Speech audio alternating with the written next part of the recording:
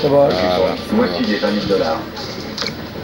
Donc maintenant, je me procure 5 pièces d'identité. Et je Chaque ferai geste, changer l'argent s'ils ont au bureau de montré change. les ralentis là, Ces pièces laisse les d'identité ont ralentis été là, photographiées les au gens cours de vont voir transactions légales. Jesse les utilise dans les bureaux de change pour faire de multiples échanges, tous faux. Il faut donner 200 dollars à la caissière. On les place ici. Elle se connecte et enregistre les transactions comme étant faites par des touristes.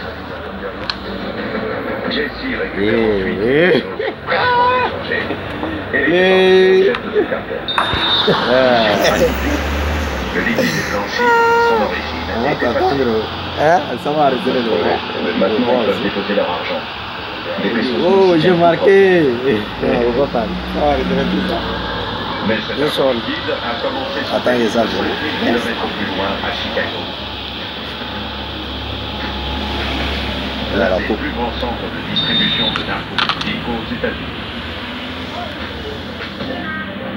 La ville des ventes, avec ses réseaux ferrés, ses ports et son système d'autoroute nationale, est un lieu idéal pour dealer et récupérer du liquide provenant de l'autre côté du Midwest.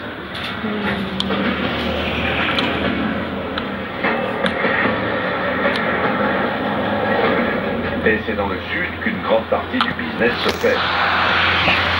Tous les villes s'accumulent pour le cash qui s'écoule hors de la ville.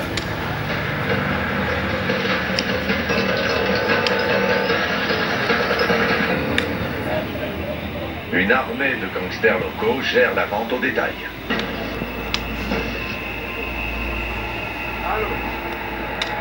Viens voir, mec. 30 dollars, je l'ai. Mets ce truc dans ta bouche. Si tu te fais choper avec ça, t'auras pas trop de problème. Encore un sachet de crack vendu. Chaque jour, des milliers de deals semblables font la fortune des cartels mexicains. J'ai 19 ans, je fais ça depuis que j'en ai 15, mec. Faut bien se nourrir et personne ne le fera pour moi. On a grandi seul, sans mère et sans père pour s'occuper de nous, donc tu vois, nous sommes nos propres modèles.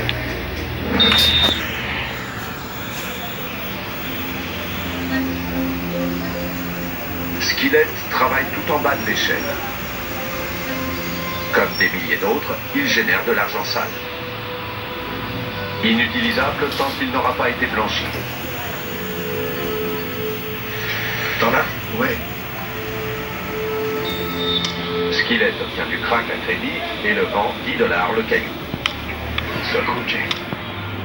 Après une longue journée de transactions, Skillet rentre au quartier et c'est là que les affaires commencent vraiment. Il faut faire le partage. La banque commence par se servir. Ça rapporte à peu près 13 dollars de l'heure.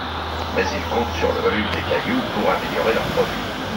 Rien de méchant, il faut être rapide. On cherche même pas à nous en mettre dans les poches. Ce qui compte, c'est les entrées et les sorties. Nous, on sert juste d'intermédiaire. Le reste de l'argent remonte jusqu'au fournisseur de la bande en haut de l'échelle. Un distributeur local qui travaille avec le cartel. Le paiement doit être exact et rapide. Regarde, on va voir les rendre, c'est 1200 dollars. Si tu leur empruntes des thunes, t'as intérêt à leur rendre, sinon ils viendront te voir et te tuer. Tu finiras 6 pieds sous terre. Il te réduira en poussière, mec. En fumée. Sinon, on fait la garde dans notre quartier, il faut bien laisser derrière soi, parce que n'importe qui peut venir au QG, tu vois. Mais ce n'est pas le seul problème. Se déplacer avec du liquide dans le quartier est encore plus risqué que de détenir de la drogue. Skillet est nerveux. Son grossiste ouvrira seulement 12 heures et il doit payer sur son liquide. Il n'y a que des voleurs affamés ici. Il faut faire attention à calmer parce que s'ils n'ont pas leur dose, ils sont particulièrement dangereux. C'est la guerre de la part. Cette ville est dangereuse, tu sais jamais d'où ça peut venir. Tes potes peuvent te trahir pour quelques dollars ici. C'est comme ça. Il faut rester armé, sinon tu te fais avoir. Le complice de Skillet, Brise, est toujours prêt à dégager. Il est trop entraîné. Manger tout le temps. Au moment d'une transaction, tu sais, ça chauffe, au mieux de tenir prêt. Ça, c'est mon bébé. C'est comme dans la pub McDonald's. J'adore.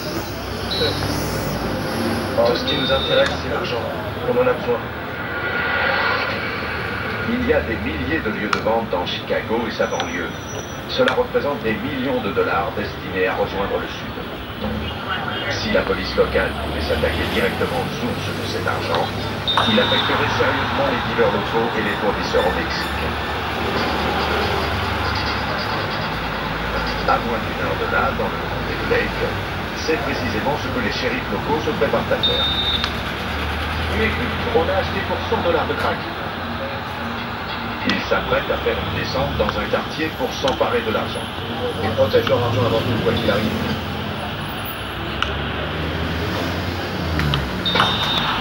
Ok, c'est parti.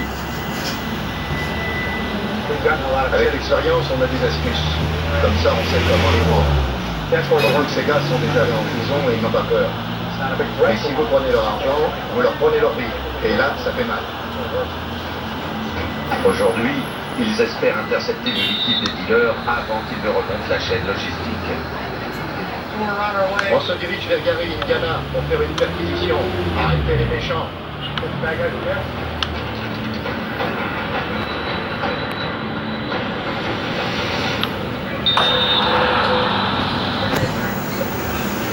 Juste devant cette voiture. Fais gaffe à cette fenêtre là-bas.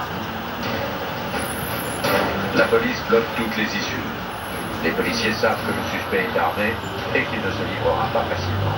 C'est la police! Reculez! Les malins! Mais malgré leur coup de bélier, ils ne parviennent pas à rentrer et perdent un temps précieux.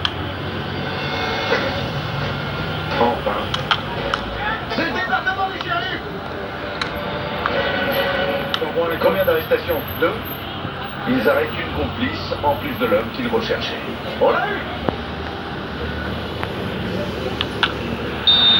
Mais ils n'ont pas trouvé ce qui compte vraiment dans la chaîne.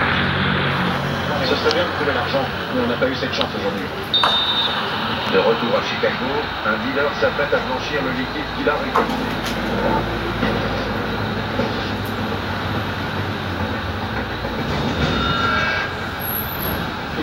Piston, ne touche pas la drogue, bébé. Prends juste la tire.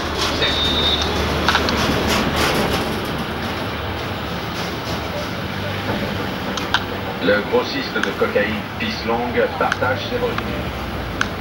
Il envoie l'argent sale à ses fournisseurs dans le sud, mais blanchit lui-même ses bénéfices personnels. Ce soir, il compte blanchir $150 000 dans une boîte de Chicago.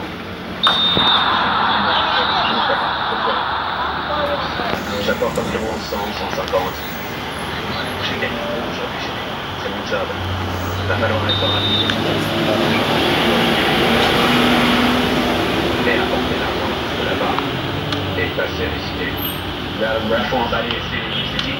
Emballer, une fois la police a arrêté notre voiture. Ils sont venus avec les chiens, ils m'ont remonté, ça m'en a coûté 17. Alors maintenant, je ferme le paquet hermétiquement et je l'enfile avec de la vaisselle. Il ne prend aucun risque. Ok, je suis en chemin. Je récupère le cheddar dans un réserve.